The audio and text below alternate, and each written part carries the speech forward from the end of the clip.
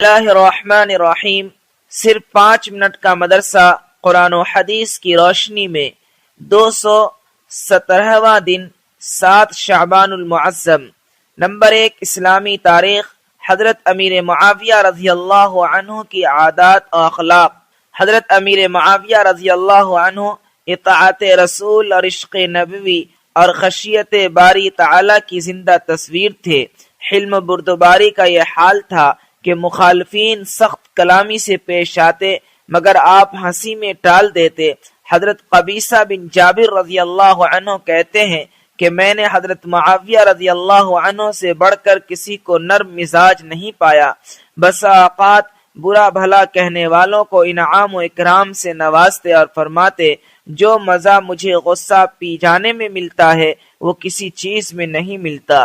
عشق رسول کی بنا پر وہ آپ صلی اللہ علیہ وسلم کے بال اور ناخن حفاظت سے رکھے ہوئے تھے، جن کے بارے میں وفات سے پہلے وصیت فرمائی کہ حضور صلی اللہ علیہ وسلم کے بال اور ناخن مرنے کے بعد میری آنکھ، کان اور ناک میں رکھ کر اللہ کے حوالے کر دینا، اور حضور صلی اللہ علیہ وسلم کی چادر میں مجھے کفن دے دینا۔ اطاعت رسول اللہ کا یہ حال تھا کہ ابو مریم ازدی سے یہ حدیث سنی، جس شخص کو اللہ نے مسلمانوں پر امیر مقرر کیا پھر اس نے ان کے اور اپنے درمیان پردے حائل کر لیے تو اللہ تعالی اس کے اور اپنے درمیان پردے حائل کر دے گا۔ یہ حدیث سنتے ہی آپ نے لوگوں کی حاجتیں اپنے سامنے پیش کرنے کے لیے ایک نمائندہ مقرر کر دیا۔ ان کی سادگی کا یہ عالم تھا کہ دمشق کے بازار میں پیبند لگی ہوئی قمیص پہن کر چکر لگاتے اور دمشق کی جامع مسجد میں پیبند لگے کپڑے پہن کر خطبہ دیتے۔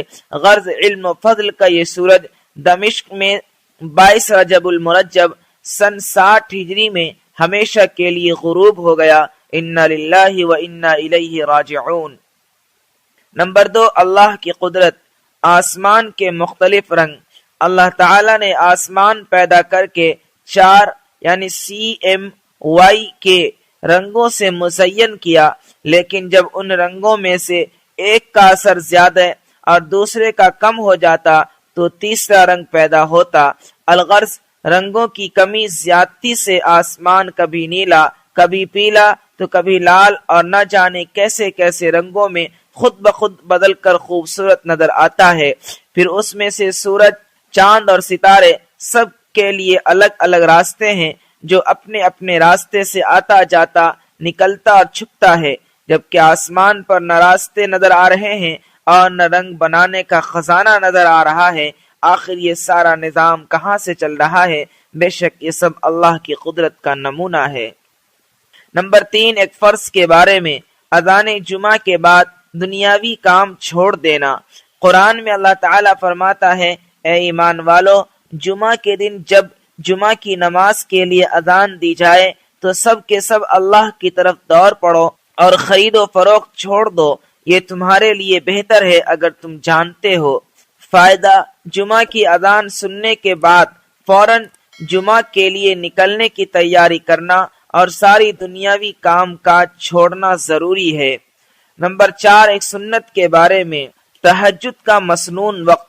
حضرت اسود رضی اللہ عنہ بیان کرتے ہیں کہ میں نے حضرت عائشہ رضی اللہ عنہ سے حضور صلی اللہ علیہ وسلم کی رات کی نماز کے بارے میں پوچھا تو فرمایا، شروع رات میں سو جاتے اور آخر شب میں بیدار ہوتے اور نماز پڑھتے، پھر واپس بستر پر تشریف لے آتے، اور جب اذان ہوتی تو آپ صلی اللہ علیہ وسلم بستر سے اٹھتے اور غسل کی حاجت ہوتی تو غسل فرماتے، ورنہ وضو کر کے مسجد چلے جاتے۔ نمبر 5، ایک اہم عمل کی فضیلت۔ اللہ کے راستے میں خرچ کرنے کا ثواب۔ رسول اللہ صلی اللہ علیہ وسلم نے فرمایا، اللہ کے راستے میں جو خرچ کرے گا اسے 700 گنا ثواب ملے گا۔ نمبر 6، ایک گناہ کے بارے میں۔ ہلاک کرنے والی چیزیں۔ رسول اللہ صلی اللہ علیہ وسلم نے فرمایا، ہلاک کرنے والی 7 چیزوں سے بچو۔ لوگوں نے پوچھا وہ کیا ہیں؟ رسول اللہ صلی اللہ علیہ وسلم نے فرمایا، نمبر 1 شرک کرنا، نمبر 2 جادو کرنا، نمبر 3 ناحق قتل کرنا، نمبر 4 سود کھانا، نمبر 5 یتیم کا مال کھانا، نمبر 6 اسلامی جنگ میں پیٹ پھیر کر بھاگ جانا، نمبر 7 پاک دامن عورتوں پر تہمت لگانا۔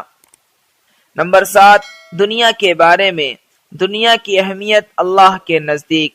رسول اللہ صلی اللہ علیہ وسلم نے فرمایا، اگر دنیا کی قیمت اللہ کے نزدیک مکھی کے پر کے برابر بھی ہوتی تو اللہ تعالیٰ کسی کافر کو ایک گھونٹ پانی نہ پلاتا۔ نمبر 8 آخرت کے بارے میں، اہل ایمان کے لیے جنت کے بالا خانے۔ قرآن میں اللہ تعالیٰ فرماتا ہے، جو لوگ ایمان لائے اور نیک عمل کرتے رہے ہم انہیں جنت کے ایسے بالا خانوں میں جگہ دیں گے جن کے نیچے نہریں بہ رہی ہوں گی، وہ ان میں ہمیشہ رہیں گے۔ نمبر 9 طب نبوی سے علاج، دھوپ میں بیٹھنے کے نقصانات۔